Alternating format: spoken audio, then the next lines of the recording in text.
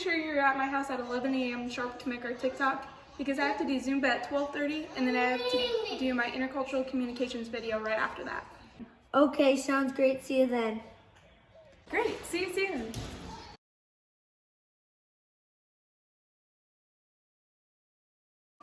Oh my gosh, she's seriously late for everything.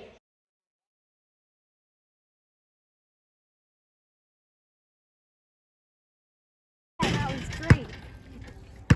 Sure. I have to make a TikTok with my cousin now, so I'll come back later. Okay.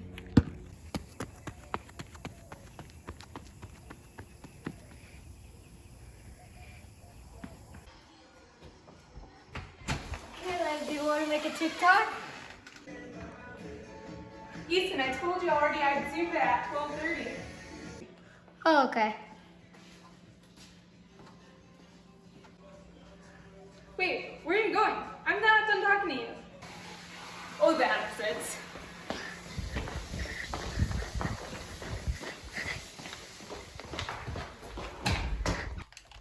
Oh, I'm sorry. I got caught up playing Fortnite with my friend Carter.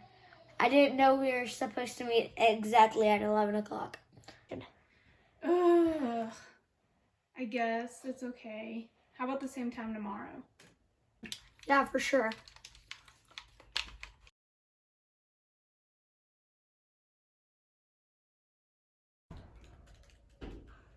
What time is it? 11 o'clock? Are you joking? He's not here again? The audacity. Oh my gosh.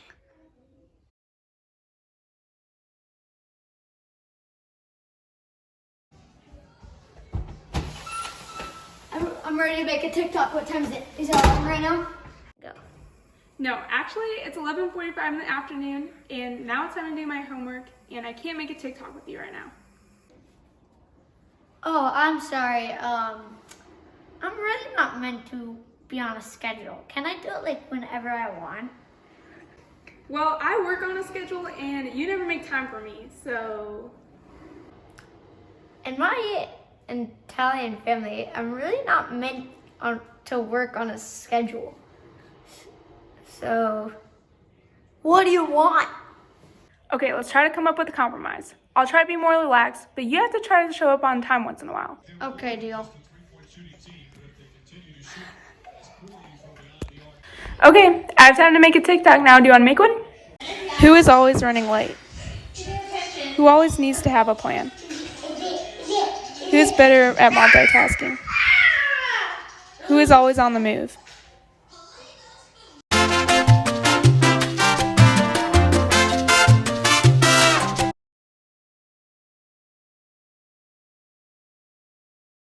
The development of ethical relationships in and between cultures is crucial in professional, social, and even just everyday settings. Every single person has a different perspective of how to live life, especially when it comes to time management. Some cultural factors that need to be taken into consideration when building an ethical relationship around time management are values, beliefs, and customs. Some factors that can help to alleviate the risk of building unethical relationships are uncertainty reduction, empathy, and socio-communicative orientation or style. Ethical relationships are built on trust and honesty, so uncertainty reduction minimizes the amount of information of what people don't know about each other in order to learn a little bit more of the other person and where they're coming from. Empathy is always tied into this quote of put yourself into another's shoes, or in other words, attempt to see life from a different perspective. And then socio-communicative orientation is all about how one communicates in different situations, which also ties in a little bit to low and high context culture, which I'll cover later in the video.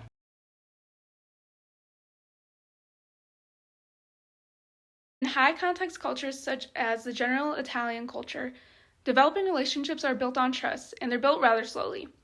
Italians usually find their identity rooted in groups as well.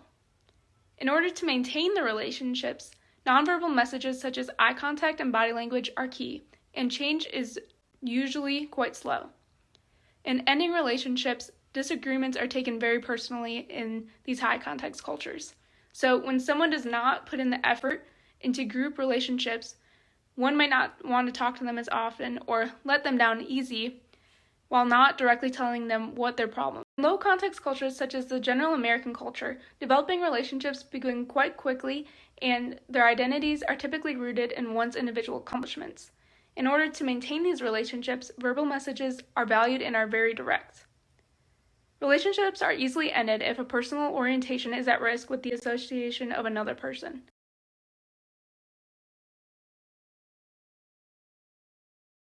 Cultural values and norms have a big influence on conflict styles. In a high-context culture such as the general Italian culture, they value the ability to be polychronic time managers, which influences their conflict styles. They are typically very avoidant, where one or both parties seek to suppress the conflict, or very accommodating, where one party yields the win to the other party. In low-context cultures such as the general American culture, they value the ability to be monochronic time managers, which influences their conflict styles as well. They usually choose the type of style that is competing, where parties seek to satisfy their own interests regardless of the impact of others, or collaborating, where both parties win, but both high and low context cultures should strive for compromise, where both parties resolve conflict but sacrifice something.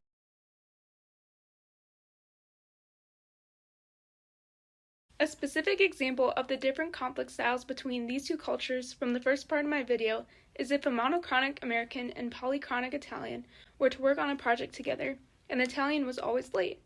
This is because in the low context cultures, generally relationships are considered more valuable than being on time for an appointment.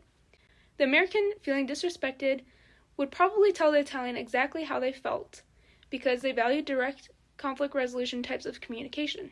The Italian might try to avoid conflict and conform to a schedule. The American would look to satisfy their own interests and implement a schedule, or both parties would look to compromise with one another, and maybe being just a bit more lenient with the set time, but not so much that it would be disrespectful to the American.